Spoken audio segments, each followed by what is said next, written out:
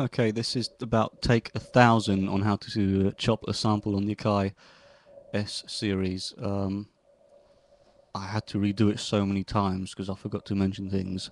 Right, okay, I'll be doing this today on the S3200 XL, which is, it'll be the same if you have a S3000 XL, and it should be the same on the S2800 and the S3000, the older S3000. Right, so now on here I'm using, I don't know if you can see that, OS 2.0. Now the reason why I mention this is because this one comes preloaded with three programs, no samples, but three programs: Stereo 98, Mono 98, and Mono 1. The reason why I mention this is because Stereo 98 is already got key groups done for me, ready to put sounds in that are mapped like a drum key group. So that's going to make things a lot easier. I don't have to create a key group. I just get my samples and chop them and then put them into that. Very simple. But more on that later. I'm going to be using a drum loop sample, a classic drum loop, Melvin Bliss synthetic substitution, sampled off vinyl. So I've already got my sample in there, so just hit up the sample button.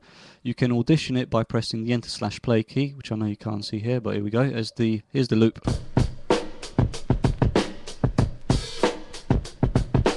So I'm gonna chop it now. The S3000 series, or the S series in general, it's very different from the MPCs. And whereas the MPCs chops a lot more like recycle, this is different. But nonetheless, it's actually really easy. So once in the sample screen, I'm going to press edit, and I don't want to trim it. We don't want to loop it. We don't want to normalize it. We don't want DSP functions. To be honest, we want more than that. Hence more. So we're going to press F6. And we want the free option, which says here sect, which stands for section. Fantastic. Look, here we go. This is where we're going to chop the sample. Now, before you do anything to the sample, I highly recommend that you rename it. Now, on these samplers, if you don't rename it, which is basically renaming it, basically creates like a new file to what it's going to write to. If you don't rename it, once you do your chop, that's it. It will overwrite the original sample. So then you'll have nothing else to chop, because that would be the chop. So if you press the name button, now my sample at the moment is called new sample. So I'm just going to do is replace the N with the 1, and that's going to be my first chop, which is going to be preferably a kick or a kick with a hi-hat. Now I'm going to press the enter key. So after that, I just go and find the sample I want with the start and end. So this I'm going to start from the start because I want a kick. And I'm going to chop it to roughly about there. I'm not going to do this perfect. I really want to do this sort of very quick just for the video purpose. I'm not intending to like make a fantastic chop or anything.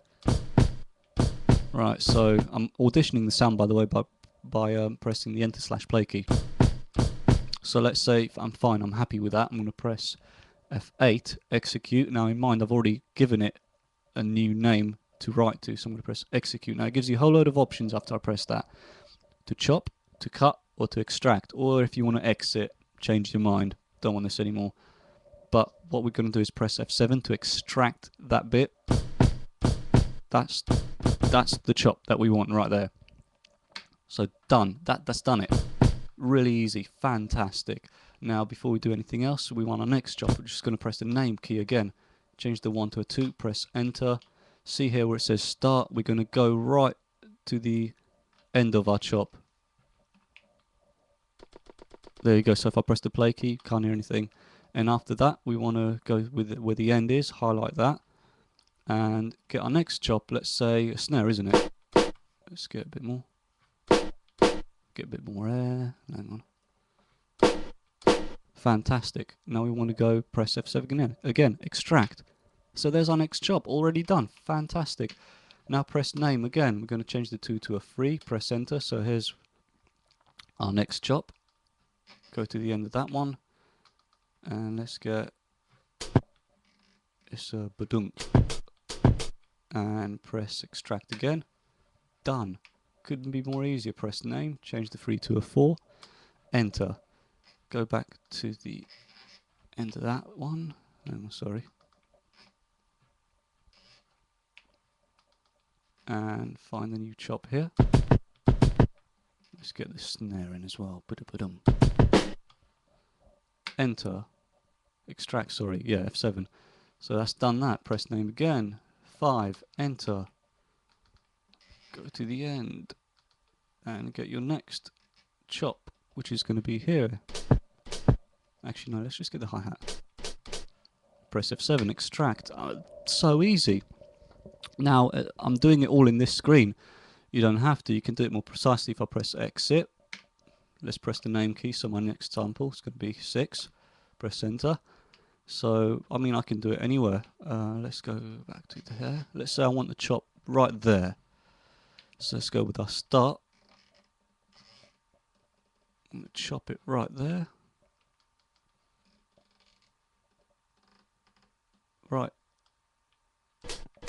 Right there, and I can zoom in here. In this screen, I can zoom in to the start. That's my start. And if I press F7 where the arrow thing is, it goes to the end bit.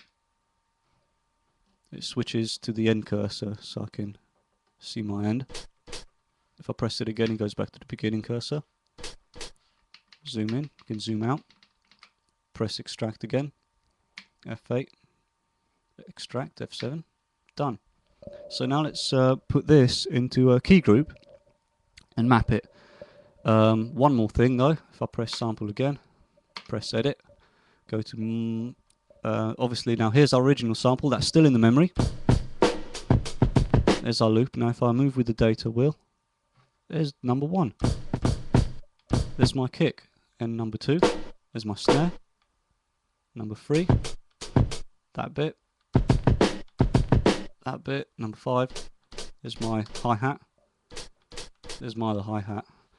Fantastic. Now you may at the moment they're going to be triggered when you press the note. It's just going to be the sample's going to be held for as long as you press the key, basically. Now if you want it as a whole shot, you have to do something else. So basically you press it once and it plays the sound all the way through. So if you want that, you press F6 for more again, and see where it says type of playback. It says loop in release.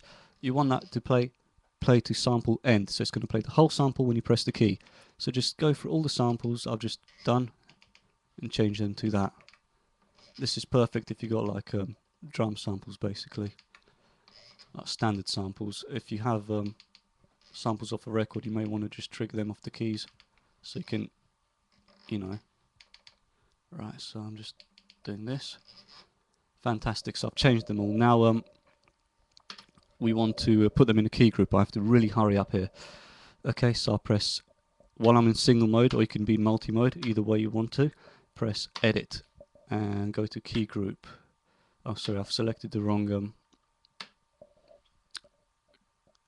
thing to edit, so it's mono 98 I want to edit. Key group, I want to press, like in my previous video I showed you how to assign samples. So there, I've already assigned some here. Key group 1, key group 2's got 2. See there?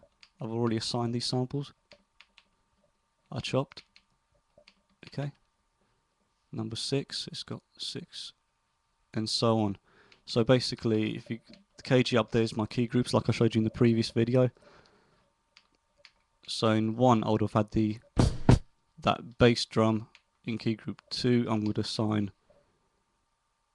the snare and so on. So let's go play it from my MIDI keyboard now. C3, by the way, was my first note. I can show you. Check it out. Key group. If I go to span, and we're editing the wrong key group. Sorry. Edit. It's not stereo. It's mono 98. Key group. Span. Here we go. C starts at C3. So right. Here we go. There's my first one. There's my next note.